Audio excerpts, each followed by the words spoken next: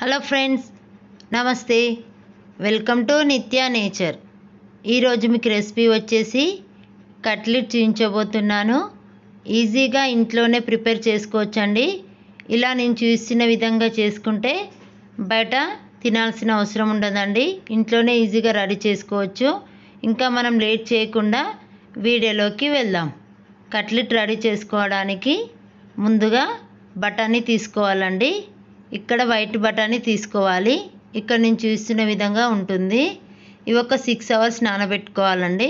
నేను ముందే నానబెట్టి పక్కన పెట్టుకున్నాను. ఇలా నానిన తర్వాత ఇలా ఉబ్బుతుంది చూడండి. ఇవి ఇప్పుడు 2-3 టైమ్స్ మంచి వాష్ చేసి పెట్టుకోవాలి. ఇలా మంచి కడిగిన తర్వాత కుక్కర్లో వేసుకోవాలండి. ఇలా ఒక కుక్కర్ తీసుకొని ఇవన్నీ బఠానీ అంతా అందులో వేసేసుకోవాలి.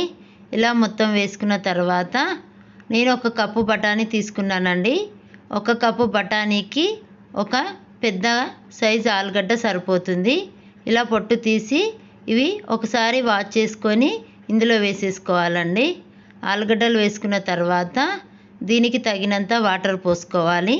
ఇక్కడ నేను 1 గ్లాస్ వాటర్ పోసుకున్నాను. ఇలా వాటర్ పోసుకున్న తర్వాత మనం మూత పెట్టేసి 4-5 విజిల్లు వచ్చేంత వరకు దీన్ని ఉడకబెట్టుకోవాలండి. 4-5 విజిల్లు అయితే మెత్తగా ఉడికిపోతుంది. ఇక్కడ నేను చూసిన విధంగా మెత్తగా ఉంటుంది చూడండి. ఒకవేళ మీకు మెత్తగా ఉడకకపోతే ఇందులో నుండి కొంచెం తీసి ఒక చుట్టూ మిక్సీకి వేసుకున్నా సరిపోతుందండి. ఇందులో హాఫ్ తీసుకున్నా సరిపోతుంది. మీరు పప్పు గుత్తితో ఇలా మెత్తగా చేసుకోవాలండి. ఇలా చేసుకొని పక్కన పెట్టుకుందాం. దీని తర్వాత నిమ్మకాయ సైజ్ అంత చింతపండు ఒక 10 మినిట్స్ ముందు నానబెట్టేసుకోవాలండి. దీన్ని ఒక గిన్నె నిండా రసం తీసి పెట్టుకోవాలి. చిన్న బౌల్ అంతా రసం తీసుకుంటే సరిపోతుంది. నేను తీసుకునే క్వాంటిటీకి చిన్న గిన్నె రసం సరిపోతుందండి. తర్వాత ఒక ప్యాన్ పెట్టుకొని ఒక చిన్న కప్ ఆయిల్ వేసుకోవాలి. ఆయిల్ హీట్ అయిన తర్వాత 1 స్పూన్ జీలకర్ర వేసుకోవాలి. ఇవి కొంచెం ఫ్రై అయిన తర్వాత చిన్న కప్పు ఆనియన్ ముక్కలు వేసుకోవాలి. ఇవి సన్నగా తరుక్కోవాలండి. ఇవి కొంచెం ఫ్రై కానివ్వాలి. మొత్తం ఫ్రై కానివ్వద్దండి. ఒక 60-75% ఫ్రై అయితే సరిపోతుంది. ఇవి కొంచెం ఫ్రై అయిన తర్వాత 1 టమాటా తీసుకొని ఇవి సన్నగా కట్ చేసి వేసుకోవాలి. ఇవి కూడా కొంచెం మొత్తం మగ్గనివ్వద్దండి. కొంచెం మగ్గితే సరిపోతుంది. ఇలా నేను చూస్తున్న విధంగా మగ్గితే సరిపోతుంది. చిటికెడంతా పసుపు వేసుకోవాలండి. ఇలా పసుపు వేసుకొని ఓసారి కలుపుకోవాలి. ఇలా కలుపుకున్న తర్వాత టేస్ట్కి సరిపడా కారం వేసుకోవాలి. ఇక్కడ నేను 1.5 స్పూన్ వేసుకుంటున్నాను. కారం వేసుకున్న తర్వాత సాల్ట్ వేసుకోవాలి. 1.5 స్పూన్ సాల్ట్ వేసుకుంటున్నాను. కారం అనేది మీ టేస్ట్కి సరిపడా వేసుకోవాలండి. ఇప్పుడు చాట్ మసాలా వేసుకోవాలి. 1.5 స్పూన్ చాట్ మసాలా వేసుకుంటున్నాను. నేను తీసుకునే క్వాంటిటీకి ఇది కరెక్ట్ మెజర్మెంట్ అండి.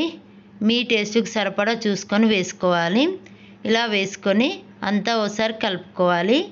ఇలా కలుపుకున్న తర్వాత మనం ఉడకపెట్టిన బఠానీ మొత్తం ఇందులో వేసేసుకోవాలి. ఇలా వేసుకున్న తర్వాత మనం చింతపండు రసం తీసుకున్నాం కదా, అది ఇందులో పోసేసుకోవాలి.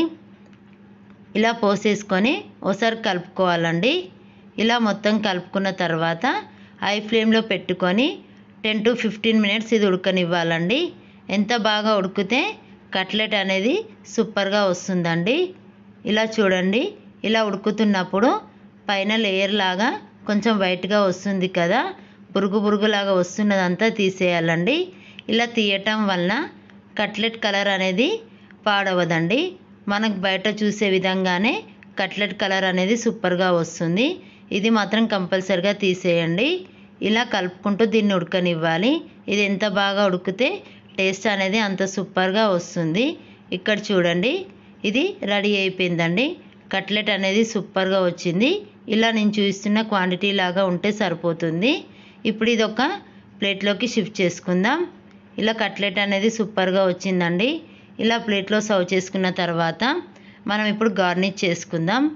సన్నగా తరిగిన క్యారెట్ వేసుకోవాలండి. క్యారెట్ వేసుకున్న తర్వాత సన్నగా కట్ చేసుకున్న ఆనియన్ ముక్కలు వేసుకోవాలి. చాలా చిన్నగా కట్ చేసుకోవాలండి. ఆనియన్ ముక్కలు వేసుకున్న తర్వాత 2-3 టమాటా ముక్కలు వేసుకోవాలి. ఇది మీ ఆప్షనల్ మాత్రమే. దీని తర్వాత కొంచెం కొత్తిమీర వేసుకోవాలి. కొత్తిమీర వేసుకున్న తర్వాత సేగు ఉంటుంది కదండి, సేగు వేసుకోవాలి. సన్న సేగు వేసుకోవాలండి. ఒకవేళ మీ దగ్గర సేగు లేకపోతే కొంచెం శనగపిండిలో సాల్ట్ వేసుకొని మనం కొంచెం ఒత్తుకుంటే సరిపోతుందండి. అలా వేసుకోకపోతే మనం వడియాలైనా వేయించి వేసుకోవచ్చండి. దాంతో కూడా టేస్ట్ బాగుంటుంది. కట్లెట్ అనేది సూపర్గా వచ్చిందండి. ఒకసారి ట్రై చేయండి. ట్రై చేసిన తర్వాత ఎలా వచ్చిందో నాకు కామెంట్ రూపంలో ఫీడ్బ్యాక్ ఇవ్వండి. ఈ వీడియో కనుక మీకు నచ్చినట్టయితే లైక్ చేయండి, షేర్ చేయండి, సబ్స్క్రైబ్ చేయండి. అలాగే పక్కన్న బెల్ ఐకాన్ క్లిక్ చేయండి. మీ ఫ్రెండ్స్కి రిలేటివ్స్కి ఫార్వర్డ్ చేయండి. Thank you for watching video. Bye bye friends.